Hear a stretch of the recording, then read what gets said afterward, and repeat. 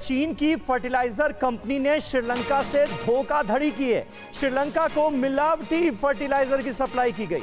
चीनी फर्टिलाइजर में पाए गए खतरनाक रसायन। श्रीलंका ने की चीन की कंपनी से हर जाने की मांग। तो चीन का एक और बड़ा धोखा श्रीलंका के अंदर हुआ है बेपर्दा। अंजलि।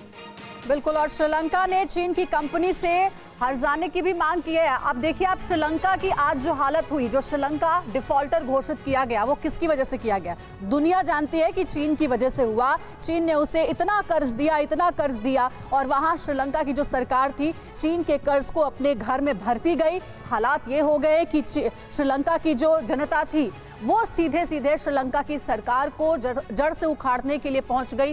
राष्ट्रपति भवन में कूच कर गई और वहां पर जो कुछ भी हुआ वो सारी तस्वीरें TV9 भारतवर्ष पर आपने देखी। लेकिन इस बीच ये जो खबर आई है चीन और श्रीलंका को लेकर के, ये भी बहुत ही महत्वपूर्ण है जानना। आइए आपको हम समझाते हैं कि आखिर चीनी फर्टिलाइजर का ये पूरा खेल है क्या खबर सामने आई है, इसे गौर से देखिएगा इन्फॉर्मेशन वॉल पर।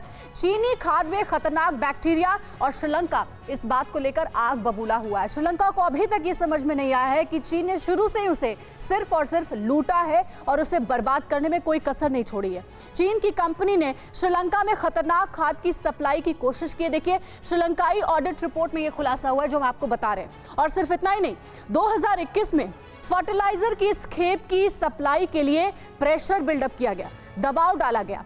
और आगे क्या जानकारी? ये खाद सप्लाई जो है वो बताया जा रहा है कि ऐसी एक बायोटेक को करनी थी, एक कंपनी थी जिसे करनी थी, और खाद ही जब गड़बड़ी से भरा हुआ था तो फिर कैसे उसका उपयोग इस्तेमाल किया जाता। तो श्रीलंका इस बात को लेकर के अपनी आपत्ति दर्ज करा चुका है, इस खाद को लेकर के जो कि मिलावटी खाद था।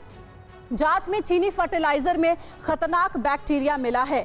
खतरनाक बैक्टीरिया इस खाद में मिला है जब इसकी पूरी जांच की गई। फिर भी श्रीलंका पर फर्टिलाइजर खरीदने का प्रेशर चीन ने बनाया। सवाल यह है कि आखिर श्रीलंका ऐसा खाद क्यों खरीदेगा? सिर्फ चीन के दबाव में खरीदेगा क्या?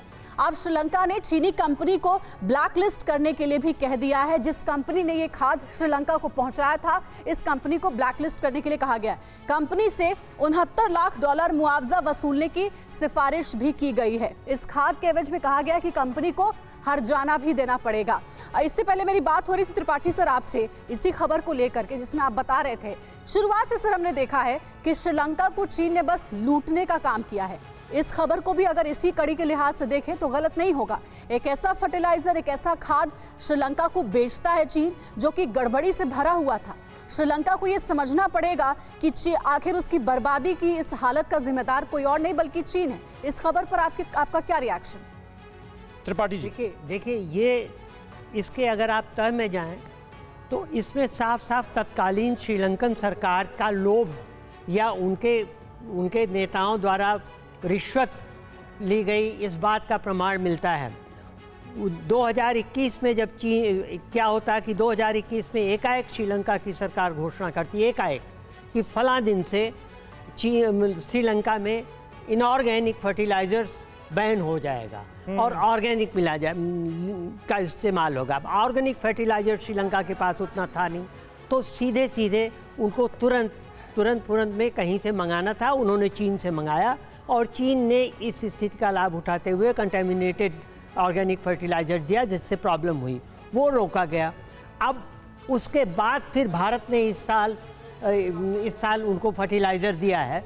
तो उस वक्त से ही पिछले साल नवंबर दिसंबर से ही श्रीलंका जब चीन को ये कह रहा, चीनी कंपनी को, कि आप इतने लाख डॉलर का हर्जाना दें, और वो नहीं मान रही, और चीन की सरकार कह रही कि हम इसमें कुछ नहीं कर सकते क्योंकि ये प्राइवेट कंपनी है। तो ये श्रीवास साहब ये बताइए कि जो मिलावटी फर्टिलाइजर का पूरा खेल सामने आया है, ये तो माना नहीं जा सकता कि जाने अनजाने में ये गलती हो गई।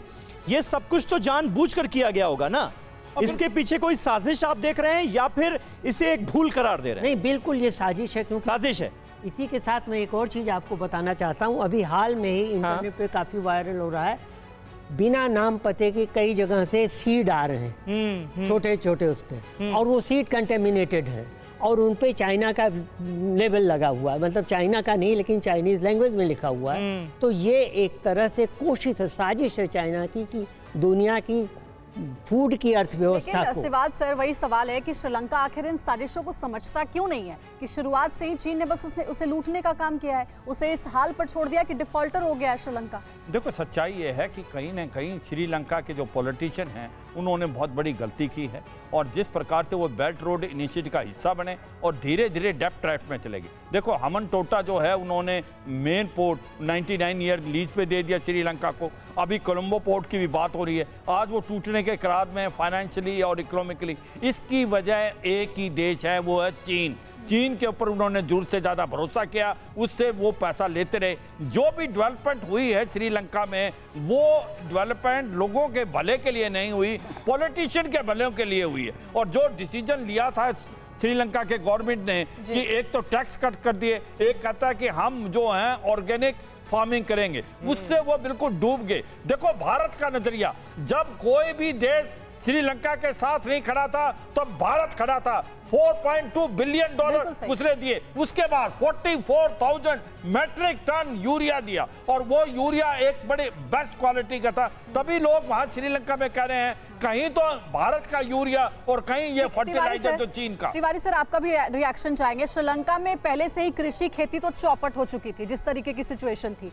क्या अब ये मिलावटी फर्टिलाइजर दे करके चीन ये चाहता था कि जो भी बची कुची खेती है, जो कृषि होता है वहां पर, उसे भी नष्ट कर दे? और जो बात हो रही है लगातार कि इसके पीछे एक बड़ी साजिश है चीन की। इसमें मैं थोड़ा सा ऐड करना चाहूँगा।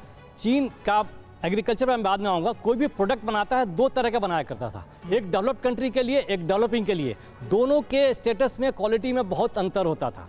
हो सकता है कि चाइना ये भी पहले ही से सप्लाई कर रहा हो, श्रीलंका को पता नहीं चला हो। ये एक इंडिकेशन दूसरे देशों के लिए है जो चाइना के ऊपर निर्भर करते हैं, चाइना के ऊपर विश्वास करते हैं। इसी बात के हैं कि चीन ने हाँ, मजबूर कर दिया श्रीलंका को कि वो ऑर्गेनिक खेती के फॉर्मेट पे चला जाए, और हमारा जो नुकसान है वो श्रीलंका के आम किसानों ने भुगता।